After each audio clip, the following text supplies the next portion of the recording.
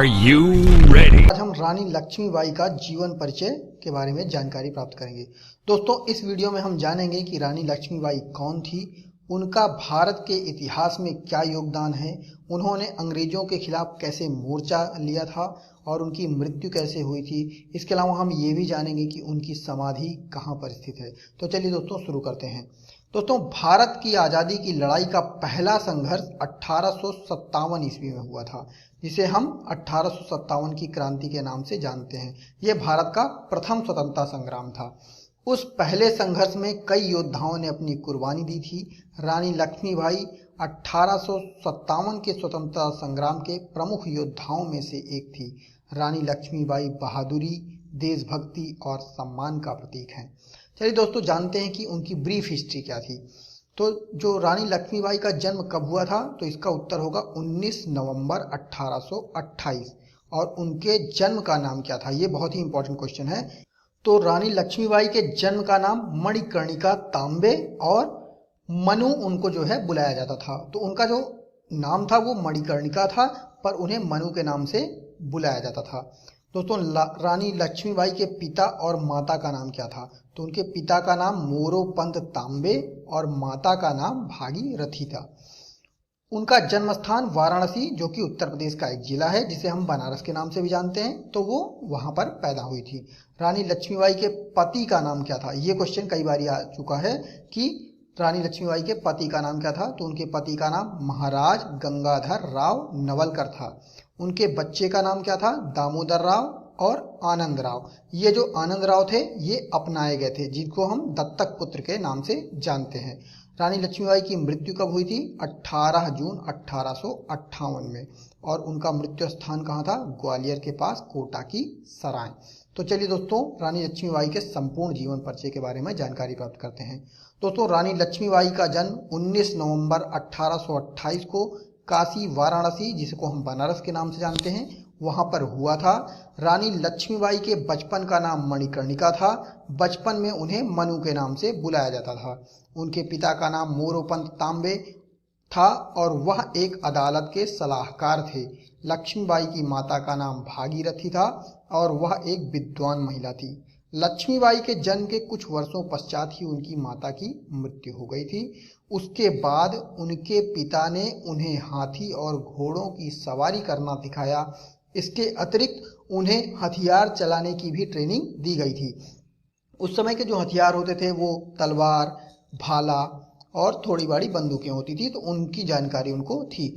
उन्हें युद्ध विद्या भी सिखाई गई थी और वह घुड़सवारी, तलवारबाजी में बहुत कुशल थी। लक्ष्मीबाई नाना साहिब और तात्या टोपे, ये दोनों, नाना साहिब और तात्या टोपे दोनों ही 1857 के स्वतंत्रता संग्राम के प्रमुख क्रांतिकारियों में से एक थे, के साथ बड़ी हुई। नाना साहिब और तात्या टोपे दोनों ही 1857 के विद्रोह में सक्रिय प्रतिभागी थे।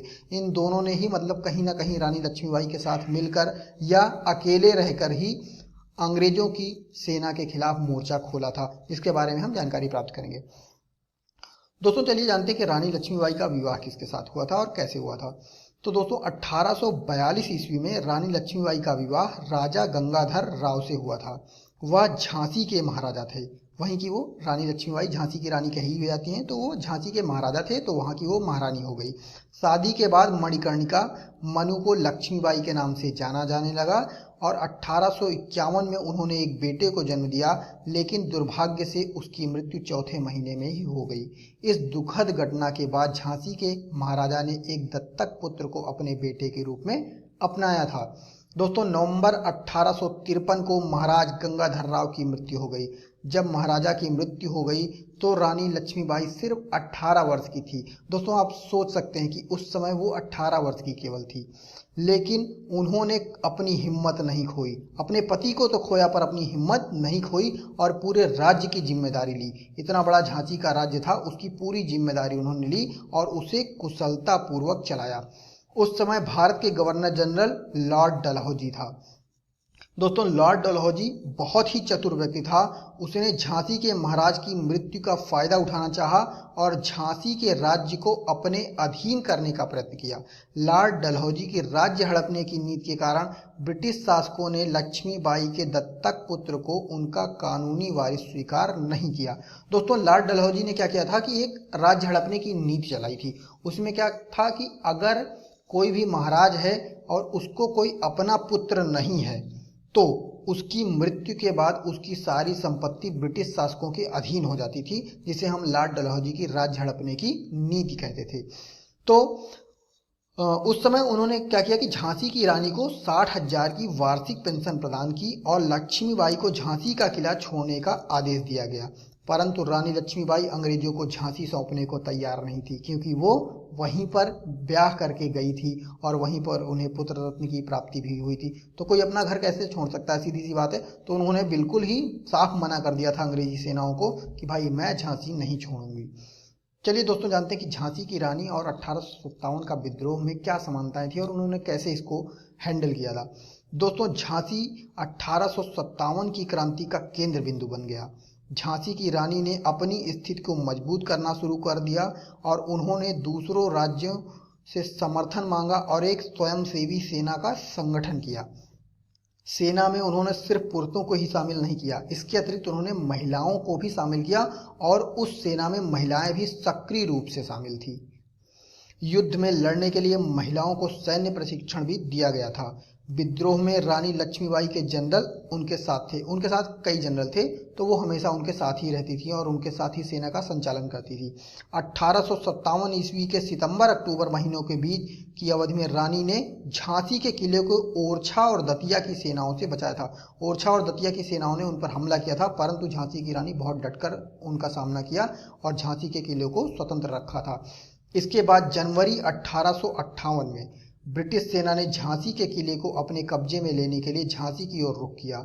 यह संघर्ष लगभग 2 हफ्तों तक चला, लेकिन अंत में अंग्रेजों ने शहर पर कब्जा करने में सफलता प्राप्त कर ली, क्योंकि झांसी की सेना जो थी वो एक उसका सीमित दायरा था, पर अंग्रेज उस समय पूरे भारत पर हावी हो चुके थे। तो उनका जो कब्जा था ना वो लगभग पूरे भारत पर था, तो उन्होंने झांसी पर भी अपना कब्जा कर लिया। हालांकि रानी लक्ष्मीबाई अपने बेटे के साथ वहां से भागने में कामयाब रही।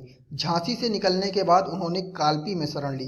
दोस्तों ये बहुत ही इंपॉर्टेंट क्वेश्चन है कि झांसी से निकलने के बाद उन्होंने कहां पे शरण ली थी, तो इसका उत्तर होगा कालपी में, जहां उन्होंने तात्या टोपे से मुलाकात की। दोस्तों चलिए जानते हैं कि रानी लक्ष्मीबाई की मृत्यु कैसे हुई थी। दामोदर राव जो कि इनका दत्तक पुत्र था, झांसी की रानी लक्ष्मीबाई ने अपनी सेना को कालपी में ठहराया, जहां वह तात्या टोपे सहित कई अन्य विद्रोही बलों के साथ सम्मिलित हो गई। अन्य विद्रोही बल मतलब कि उस समय तात्या टोपे ही नहीं, कई और ऐसे ही लोग थे जो मतलब ब्रिटिश सेनाओं से एकदम से घिर चुके थे, उनकी यातनाओं को झेल रहे थे, तो उन्होंने मतलब विद्रोह कर दिया था। तो उन सब के साथ मिली और इसके बाद दोनों ग्वालियर चले गए, जहां उन्होंने मिलकर ग्वालियर के महाराजा की सेना को हराया। सबसे पहले तो उन्होंने क्या किया कि ग्वालियर के महाराजा की सेना को हरा दिया और बाद में ग्वालियर के किले पर कब्जा भी कर लिया। हालांकि 17 जून 1858 को ग्वालियर के फूलबाग इलाके के पास कोटा की सराय में युद्ध लड़ते हुए उनकी मृत्यु हो गई और अंग्रेजों ने पुनः ग्वालियर के किले पर अधिकार कर लिया था। उन्होंने ग्वालियर के किले को कब्जा तो कर लिया था, पर वो ज़्यादा दिन तक उनके पास टिका नहीं था। उसके कुछ ही महीने या हफ्तों बाद जो है क्या नाम थे वो अंग्रेजों ने पुनः अपने अधीन कर लिया था। दोस्तों रानी लक्ष्मीबाई की मृत्यु 18 जून 1858 को हुई और भारत के इतिहास की एक प्रमुख वीरांगना सदा सदा के लिए पंचतत्व में विलीन हो गई। चलिए दोस्तों जानते हैं कि उनकी समाधि कहाँ स्थित है। दोस्तों महारानी लक्ष्मीबाई की समाधि फूलबाग ग्वालियर में स्थित है। ये मतलब एक एरिया है ग्वालियर का, और ग्वालियर मध्य प्रदेश का एक जिला भी है। तो फूलबाग में स्थित उनकी यह समाधि हमें भारत की इस महान महिला योद्धा के साहसों का ज्ञान प्रदान करती है। वहाँ पर एक प्रॉपर मतलब उनकी समाधि स्थल बना हुआ है और वहाँ पर रानी लक्ष्मीबाई की 8 मीटर लंबी मूर्ति है और हर साल जून में रानी लक्ष्मीबाई की याद में यहाँ एक मेला आयोजित किया जाता है। यह मेला ग्वालियर में पर्यटन को भी बढ़ावा देता है। लोग दूर दराज से आते हैं और उनकी समाधि का दर्शन करते हैं, उनकी जो वहाँ की मिट्टी होती है उसको चूमते हैं, उसको सिर माथे पर लगा। दोस्तों आपको ये वीडियो पसंद आया तो प्लीज़ मेरे चैनल को सब्सक्राइब करें, वीडियो को लाइक करें, शेयर करें, कमेंट करें। तब तक के लिए जय हिंद, जय भारत।